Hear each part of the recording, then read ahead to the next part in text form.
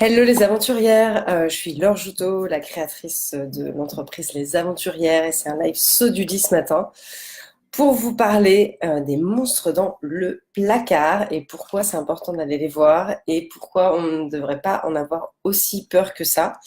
Pour celles qui me connaissent pas encore ou qui découvrent cette vidéo, moi je suis coach pour femmes entrepreneurs et la devise des aventurières c'est j'ai peur mais j'y vais. Salut Flora.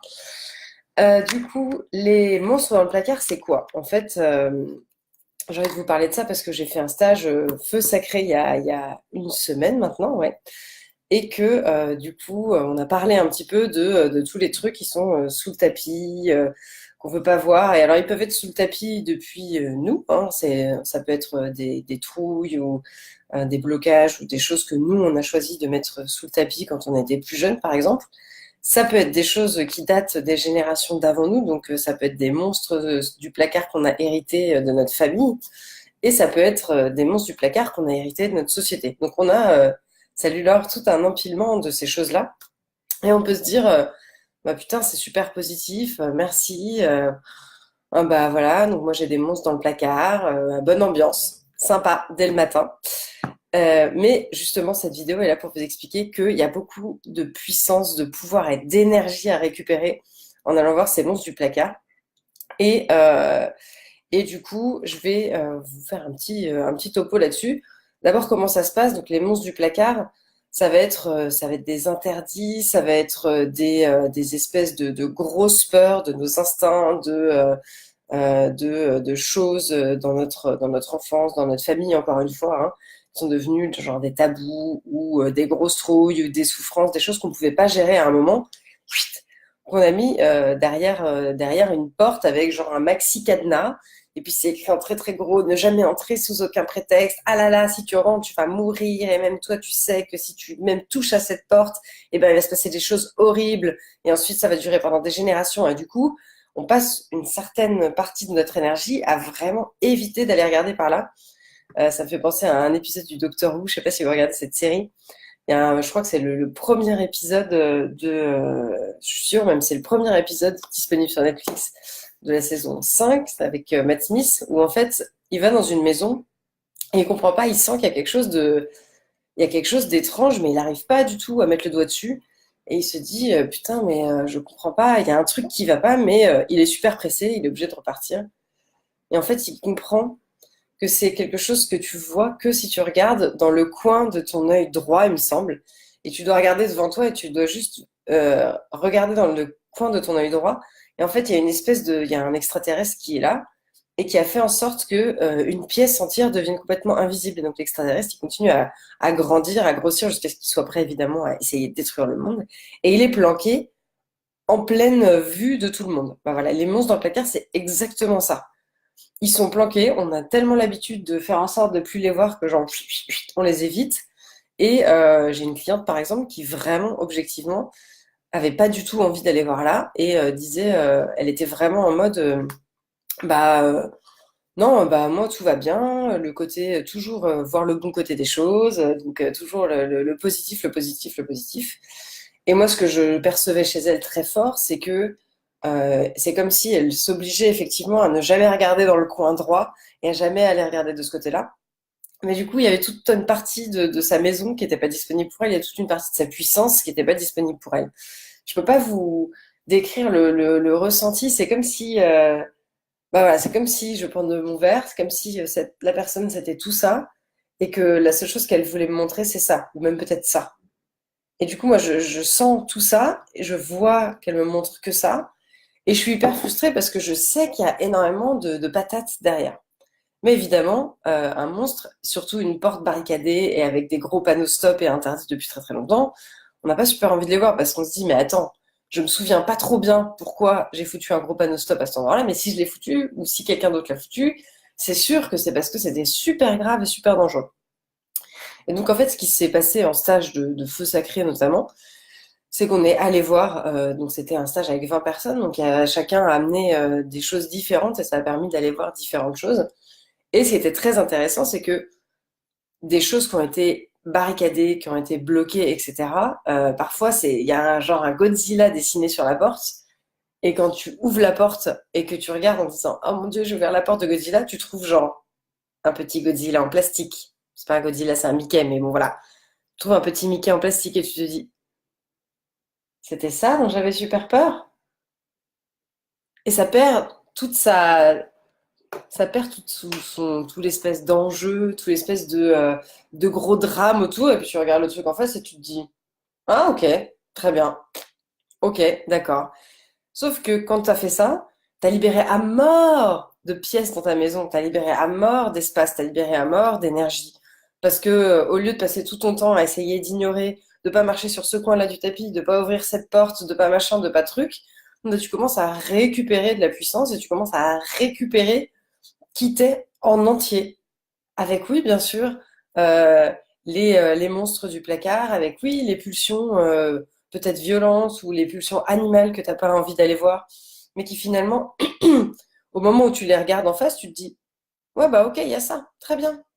Il y a beaucoup de patates là-dedans, il y a beaucoup de puissance. Ça veut pas dire que je vais le faire, ça veut pas dire que je vais aller tuer des gens parce que je vois que j'ai de la rage ou je vois que j'ai un potentiel pour de la violence. Au contraire, ça veut dire que bah, puisque maintenant j'en ai conscience, je peux la canaliser, je peux la vivre d'une façon qui est saine pour moi et qui est pas malsaine pour les autres et qui est pas malsaine pour moi-même non plus. Parce que qu'est-ce qui se passe si on prend l'exemple de la violence? Que j'ai une espèce de grosse violence rentrée, que je l'ai enfermée derrière un placard pour pas aller voir ce que c'est, bah, je vais avoir des actes de violence quotidienne tout le temps. Ce sera peut-être contre les autres, ça sera peut-être contre moi-même. Je sais pas si vous avez déjà vu des gens qui pètent des colères, mais qui sont justement, qui sont pas gérées, qui sont pas dans la circulation. La colère circule pas, elle est juste bloquée quelque part. Et bah, ils sont tout le temps en train d'être hyper violents avec eux-mêmes ou hyper violents avec l'extérieur. Voilà, c'est ça en fait les monstres du placard. Ce que j'avais envie de vous dire, c'est que parfois, déjà, première chose très importante, on croit qu'il y a un Godzilla. Et quand on ouvre le placard, on se rend compte qu'il y a ça. Parce que ce qui nous terrorisait quand on était enfant, ça peut être des choses qu'on est complètement capable de gérer quand on est adulte. Et la deuxième chose qui est importante, c'est l'énergie, la dynamique, la puissance que ça libère d'aller ouvrir ses portes et d'aller regarder, puisque finalement, on se retrouve à reprendre du pouvoir sur des décisions. Je vais reprendre un autre exemple très concret, cette fois pas dans la violence, mais dans la peur. Donc un truc que moi j'ai vécu et que j'ai travaillé dans le stage feu sacré. Donc moi j'ai une peur, euh, j'ai envie de dire j'avais une peur complètement énorme et très très enflée de la dépression. Et donc, comme la peur, elle était tellement énorme, elle était barricadée derrière une porte, genre ne va jamais regarder par là, etc.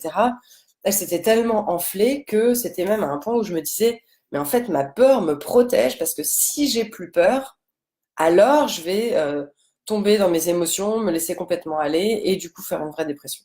Alors, très drôle parce que déjà, incompréhension totale dans cette peur de ce que c'est vraiment la dépression. Et puis, vraiment, c'était une peur panique. Et donc, un truc que je voulais pas aller voir, mais qui cause beaucoup de problèmes. Par exemple, parce que j'avais peur de ça, mon émotion de la tristesse, bah, elle était bloquée. Parce que quand on a peur de la dépression, bah, quand on est triste, au bout de, ça peut durer 3 secondes, c'est ok, mais si ça dure plus, j'ai déjà écrit l'astuce dans les love notes, c'est pas ok.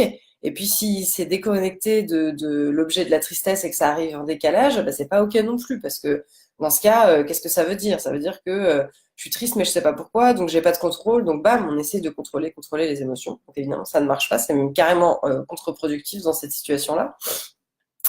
Et cette peur, en fait, évidemment, elle enfle, elle raconte toute une histoire. À nouveau, elle raconte une histoire en fait. C'est-à-dire qu'elle peint un Godzilla sur la porte, elle fout 12 cadenas et elle dit attention, c'est très très très très très dangereux si tu vas là.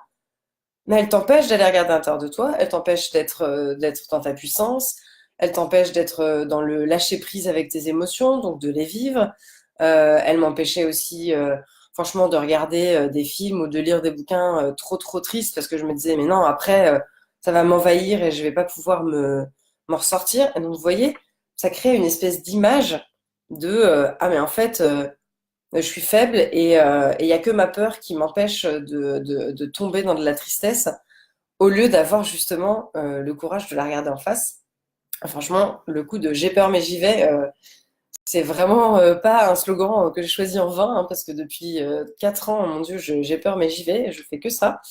Euh, Et du coup, le fait d'aller regarder cette peur, de la confronter, ça l'a dédramatisée complètement.